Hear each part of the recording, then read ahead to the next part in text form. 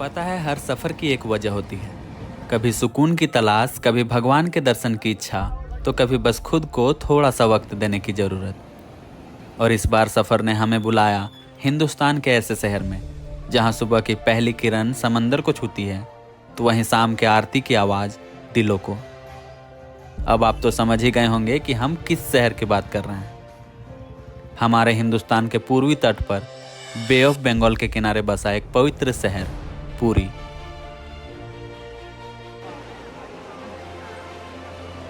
उड़ीसा राज्य के एक छोटे से कोस्टल टाउन की पहचान सिर्फ एक टूरिस्ट डेस्टिनेशन के रूप में नहीं, बल्कि एक स्पिरिचुअल कैपिटल के रूप में होती है।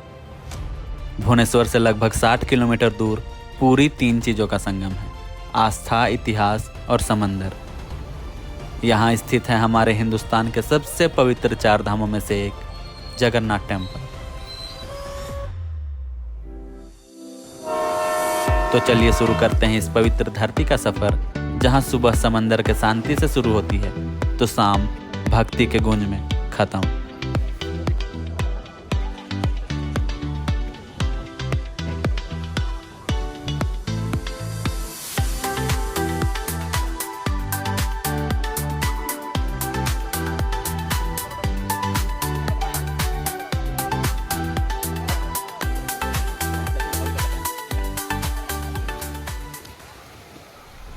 एज यूजुअल हमारा ट्रेन जर्नी शुरू होता है। पता है ट्रेन जर्नी की सबसे खूबसूरत बात क्या होती है?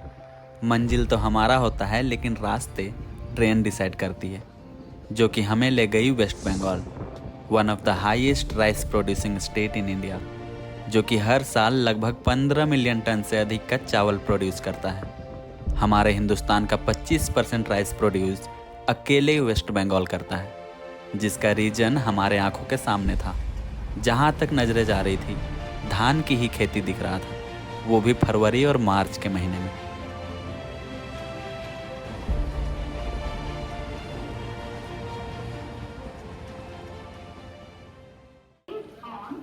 और अब हम अपने डेस्टिनेशन सिटी भुवनेश्वर पहुंच चुके थे। फिर वही अपना रेगुलर प्लान, वो सिटी बस की सवारी, वो रास्ते, वो होटल चेक इन करना और फिर फ्रेश होकर अनजान शहर के अनजान लोगों के बीच इवनिंग वॉक।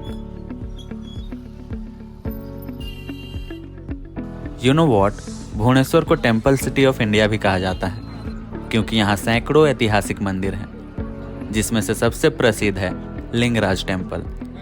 इसीलिए हमने डिसाइड किया कि इस शिवरात्रि हम भुवनेश्वर में ही स्टे करेंगे।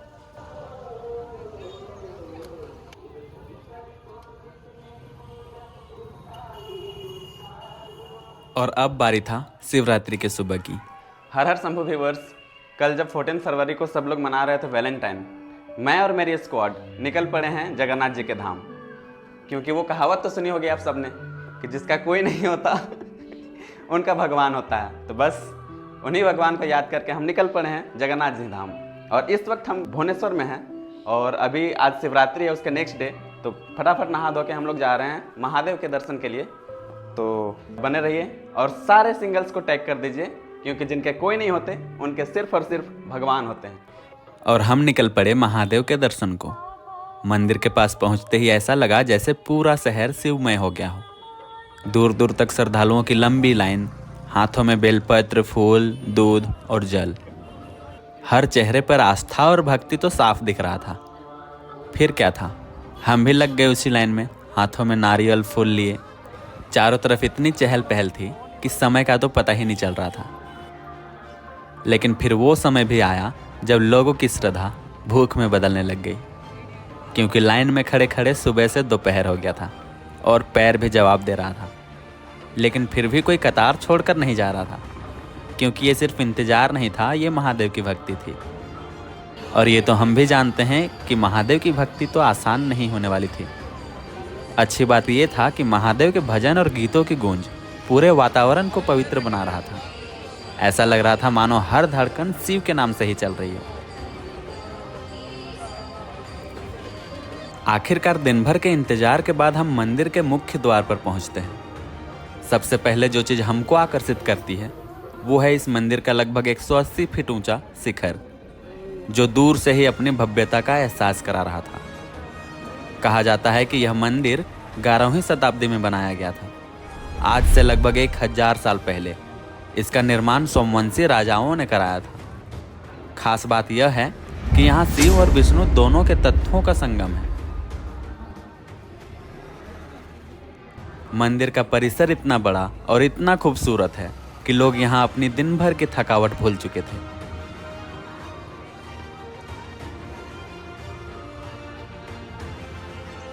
मंदिर परिसर में लगभग 150 से अधिक छोटे छोटे ऐसे मंदिर हैं जो इसकी भव्यता को और बढ़ा देते हैं। यहाँ आकर सच में महसूस होता है कि ये जगह आस्था और इतिहास का एक अद्भुत संगम है।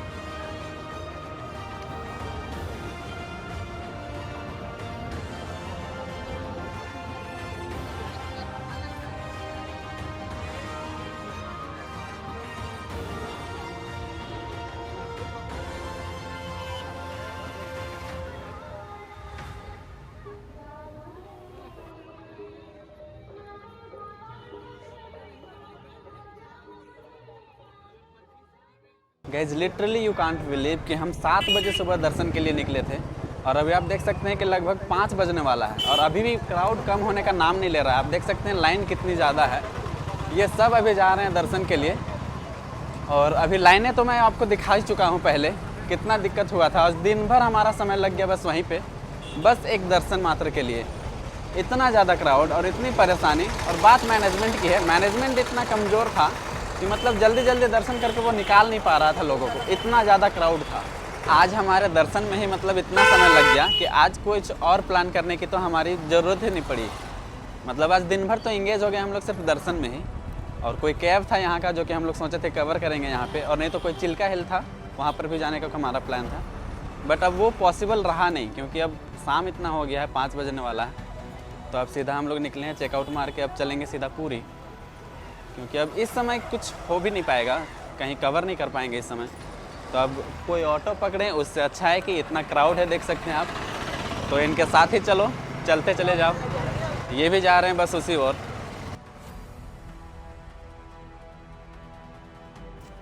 चलते चलते हम पहुंचते हैं उस रास्ते तक जो हमें सीधा पूरी ले जाएगी। क्या अगर यही चीज़ हम लोग जाते हैं वहाँ bus stand, city bus stand, तो यहाँ पे वेट नहीं करना पड़ता हम लोग को। अब यहाँ कब आएगी 50 बस, या तो फिर हम लोग स्टेशन में रहते तो वहाँ पर तुरंत आ जाती। 50 की मतलब बहुत सारी बसेस होती हैं यहाँ पे, आपको कोई ना कोई स्टेशन पर मिल जाता। लेकिन अब यहाँ कब आएगी 50 बस, तो उसी चीज़ का इंतज़ार कर रहे हैं बस हम लोग। अब देखते हैं कब तक आएगी, पर आ तो जाना चाहिए। जिसका इंतज़ार नहीं है वो वाली बसें सारी आ रही है यहाँ पे। धौली वाला आ गया, धौली जाएंगे थोड़ी हम लोग। दीदी पूरी के लिए 50 बस आएगी ना, अभी आएगी ना इधर से? ठीक है। और फिर हमें हमारी बस मिलती है। जैसे ही हम पूरी की पावन धरती पर कदम रखते हैं, वो पूरी वाली वाइब्स महसूस होने लगती है। रास्तों में गूंजती आरती की आवाज़, चारों तरफ जगमगाती लाइटिंग्स, वो भव्य कॉरिडोर और वो आसपास की दुकानें, ये सब मिलकर ऐसा माहौल बना देते हैं कि आपको महसूस होने लगेगा कि आप सच में एक बहुत ही पवित्र और ख़ास जगह पर आ चुके हैं। और उस दिन माहौल तो और भी ख़ास था क्योंकि उस दिन इंडिया पाकिस्तान का क्रिकेट मैच भी था, इसलिए पूरे शहर में एक अलग ही एक्साइटमेंट देखने को मिल रहा था। दुकानों में लोग टीवी के सामने खड़े होकर मैच एंजॉय कर रहे थे और इसीलिए हम भी जल्दी से अपने रूम की ओर पहुंचते हैं क्योंकि हमें भी मैच देखना था। यू नो व्हाट गाइस, इस सफ़र का सबसे खूबसूरत बात क्या रहा है पता है?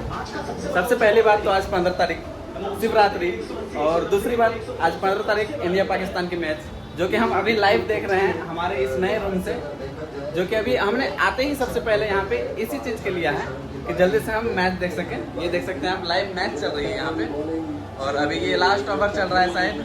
और ये किस कौन, रिंकू सिंह, ये बाउंड्रीज, और ये सारी चीज़ों को एंजॉय कर रही है मैं और मेरी टीम। और एक और बात जो इस चीज़ को, इस ट्रिप को सबसे खास बनाती है, वो ये खुद रूम है। ये मैं ये दिखा रहा हूँ, देखो आप, ये व्यू देखो आप, ये चेक करो, विंडो से जगन्नाथ टेम्पल का ये पूरा मंदिर दिखता है यहाँ से, देख सकते हो आप। ये पूरा कैंपस आप देख सकते हैं, पूरा कैंपस दिख रहा है यहाँ से, पूरा मंदिर एक तरह से कह सको तो पूरा मंदिर आप देख सकते हैं अपने सिर्फ रूम के विंडो से। तो ये तो खूबसूरत बात है ही इस जगह की, और इस जर्नी की सबसे बेस्ट पल है ये। और ये लाइव मैच, मतलब एक ट्रिप में शिवरात्रि भी, इंडिया पाकिस्तान का मैच भी, और ये का छक्का। सच कहूँ तो उस दिन पूरी में भक्ति और क्रिकेट का जो माहौल था, वो एक्सपीरियंस सच में बहुत ही अलग और यादगार था। इस जर्नी की सबसे खूबसूरत सुबह यही होगी हमारे लिए शायद, क्योंकि ये मतलब कि आप देखो एक सेकंड, और मैं व्यू दिखाता हूँ यहाँ का इस मॉर्निंग का। आप देखो कि मतलब ये व्यू देखो आप एक बार, इतना कुहासा और इतना कोहरा है कि मतलब जगन्नाथ टेम्पल तो आपको दिख नहीं रहा होगा, लेकिन आप देख सकते हैं कि इस मॉर्निंग वाइब ही अलग है इस मॉर्निंग की। सुबह के लगभग 7 बजे सूरज अभी पूरी तरह से निकला भी नहीं होता, लेकिन मंदिर के आसपास भक्ति की रोशनी पहले ही फैल चुका होता है। चारों तरफ हल्की हल्की ठंडी हवा चल रही होती है। मंदिर के बाहर सैकड़ों श्रद्धालु होते हैं और सबकी आंखों में बस एक ही उम्मीद, भगवान जगन्नाथ के दर्शन की। वैसे बात करें इस जगह के रहस्यों की तो वो कई सारे हैं। जैसे मंदिर के ऊपर कभी पक्षी नहीं उड़ते, मंदिर के शिखर का ध्वज जो हमेशा हवा के विपरीत दिशा में लहराता है, और मंदिर जिसका कि कोई छाया दिखाई नहीं देती। ये सारी चीजें इस जगह को और भी रहस्यमय और अलौकिक बना देता है। यहाँ भी हमारा लगभग आधा दिन तो दर्शन में ही व्यतीत हो जाता है, और बचे कुछ समय के लिए हम निकल पड़ते हैं पुरी के बीच की ओर। कभी कभी जिंदगी के सबसे खूबसूरत पल बहुत साधारण से होते हैं, जैसे आज यहाँ खड़े होकर समंदर की लहरों को महसूस करना, बीच की ठंडी हवा, लहरों की आवाज और ये डूबता हुआ सूरज। ये पल ऐसा लगा जैसे सारी भागदौड़ रुक सी गई हो। यहाँ बच्चों से लेकर बूढ़ों तक हर किसी के चेहरे पर साफ साफ दिखाई दे रहा था कि वो अपने जीवन के बेस्ट मोमेंट को जी रहे हैं। कोई समंदर की लहरों के साथ खेल रहा था, कोई रेत पर अपना खूबसूरत आर्ट बिखेर रहा था, तो कोई ऐसा भी था जो ऊंट की सवारी के मजे ले रहा था। और इन सब के बीच समंदर किनारे लगी छोटी छोटी दुकानों की रौनक भी कमाल की थी। सच कहूं तो उस पल ऐसा लग रहा था जैसे यहाँ हर कोई कुछ देर के लिए ही सही, लेकिन अपनी सारी परेशानियां भूल चुके थे।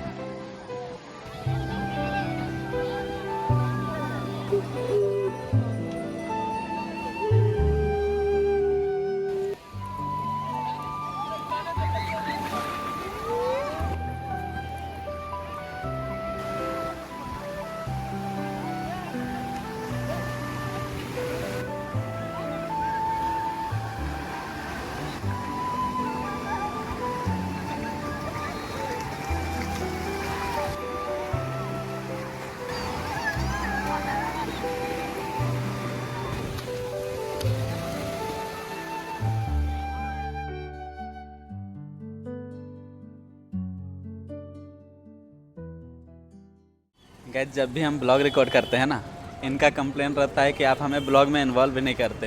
तो चलो इनको भी आज ले आते हैं ब्लॉग पर। क्यों आरजे? हाँ भाई ठीक है। हाँ भाई, नहीं कुछ बोलो अलग से। तुम हमेशा लाता ही नहीं है हमको यार। किसको नहीं? क्यों? हम दोनों को, हमरा जोगी को तुम रखता ही नहीं है। अरे यार, कब नहीं रखे हैं बताइए? नहीं यार, तुम खाली हमसे कैमरा पकड़वाता है भाई। हेलो गाइस, देख रहे हो ना? कैमरा कभी पकड़े आप बताइए तो। ये खाली हमसे कैमरा पकड़वाता है, बोलता है कोई कैमरा नहीं पकड़वाते हम इनसे। इनको कैमरा एंगल का कुछ पता ही नहीं है, सही बताऊं तो। जितने भी रिकॉर्ड किए हैं मैंने खुद से किए हैं। एक दो जो रिकॉर्ड किए हैं वो शायद ही कोई ठीक आया होगा, शायद मैं मेंशन भी ना कर पाऊँ ब्लॉग पर। अब इसको क्या बोलूँ, इनको आता ही नहीं है कैमरा एंगल का। सच बताऊँ तो एक भी फ़ोटो मेरा समंदर में सही से लिया नहीं है इन्होंने। अभी बात किए थे कि चलो समंदर आरती देखते हैं, 5 बजे का टाइम है, अभी देखो 5:30-6 बजने वाला है, लेकिन कोई समंदर आरती का यहाँ नामो निशान नहीं है। अब उम्मीद है कि 6 बजे तक हो जाए, वेट कर लेते हैं, नहीं तो फिर निकल लेंगे। और क्या होता है नदी तो उसका आरती होता है, समंदर का क्या होगा आरती? समंदर बाप है।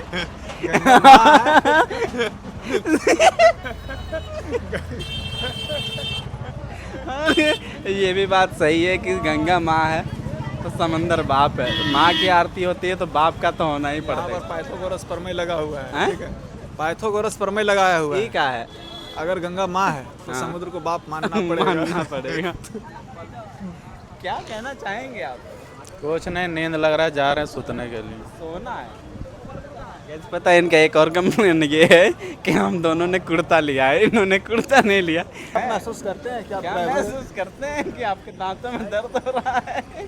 आदमी देखेगा और बताएगा खुद, हमको बताने की जरूरत है नहीं। तो देखिए, आप देख सकते हैं इनके दांतों में दर्द के साथ साथ झनाट भी रहती है।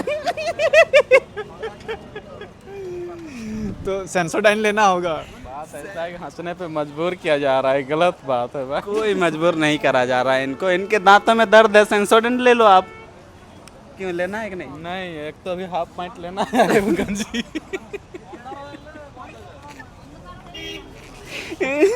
कुछ बताना है नहीं ब्लॉग के बारे में, ना कोई डिटेल इनको पता है ना कुछ, बस समंदर में आए, 2-4 उछल कूद किए बस, और क्या।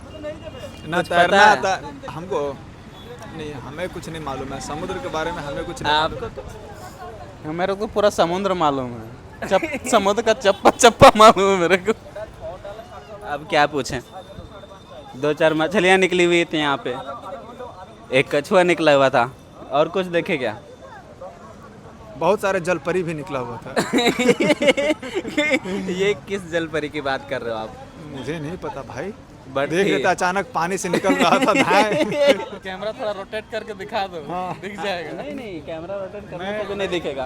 कुछ दिख रहा है क्या? कुछ कोई नहीं दिख रहा होगा। कौन दिख कुछ रहा है? हाँ, कुछ कोई जल परी दिखा? के साथ कुछ केकड़ा भी था।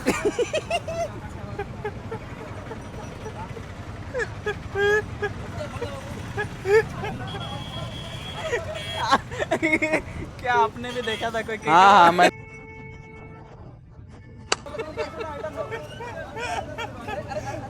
Guys, मैंने ना कोई जलपरी देखा ना कोई केकड़ा।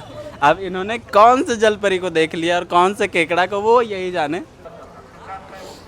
कुछ खाएंगे, समय हो गया है खाने का, कुछ सुबह से शाम हो गया, थोड़ा बहुत कुछ खाना चाहिए। कुछ हो जाए तो अच्छा रहेगा। हाँ तो जाइए लेके आइए। हाँ हाँ हाँ, कुछ कहना चाहते हैं तो इसमें कहिए। एक जल परी ऊपर तक भी आ गया है यहाँ पर। गैस, ऐसे जलपरियों से मैं दूर ही रहता हूँ। ये क्या है ना कि भटकते भटकते ऊपर तक आ गई है। या तो फिर शायद किसी केकड़ा ने ऊपर ले आया है।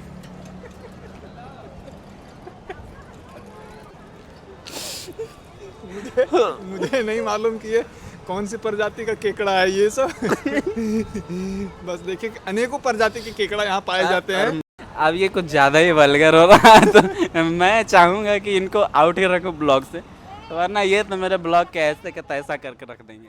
चलो इसी के साथ कुछ खा के आते हैं, फिर अगले ब्लॉग में कुछ न कुछ आपको ऐसे ही मस्ती भरा कन्वर्सेशंस। हमारे जर्नी के ये कुछ ऐसे लम्हे हैं जो हमारे साथ लाइफ लॉन्ग रहेंगे। धूप भी थी साथ में, कुछ ठंडी सी छाँव भी। हंसते हंसते कट गया ये लंबा सा कारवां, हर मोड़ पर मिलती रही एक नई कहानी। आज मंजिल सामने है, दिल में हल्की सी खुशी है। ये सफर का आखिरी पल है, पर कहानी खत्म नहीं। हर कदम में खुशियां हैं, अब कोई दूरी बाकी नहीं।